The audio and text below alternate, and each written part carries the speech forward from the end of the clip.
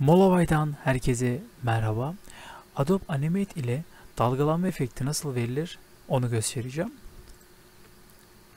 Şimdi sol tarafta bulunan Brush Tool aracını seçiyoruz ve şeklimizi çizmeye başlıyoruz. Alt kısım o kadar önemli değil.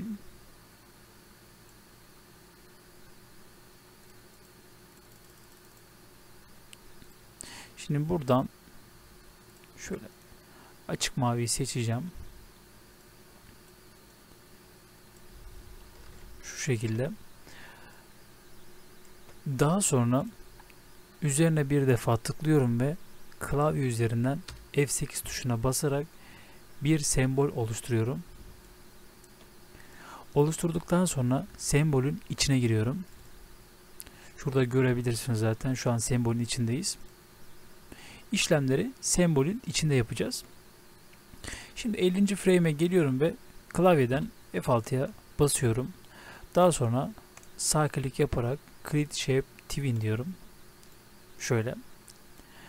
Daha sonra birinci kareye geliyorum ve CTRL Shift H tuşuna basıyorum. A geldi. A'yı direkt başa koyuyorum. Tekrardan CTRL Shift H tuşuna basıyorum. Diğer köşeye koydum.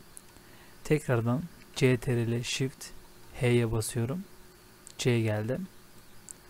Aynı şekilde D'yi de köşeye aldık. Daha sonra 50. frame'e geliyorum. Ve ilk frame'de yaptıklarımı burada da yapıyorum. Şöyle. Şimdi tekrardan en başa geliyoruz ve CTRL Shift H'ye basıyoruz. Daha sonra 50. frame'e geliyoruz. Onu da buraya koyuyoruz. Bir çalıştıralım isterseniz. Evet, şöyle daha iyi. Şimdi tekrardan başa geliyoruz. CTRL Shift H diyorum. Şöyle. Onu da şöyle. Bir daha bakalım.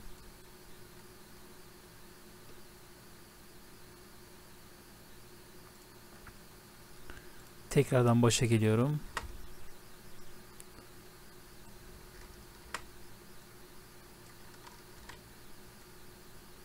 Evet. Şöyle uç noktalara koyuyorum. Evet. Gördüğünüz gibi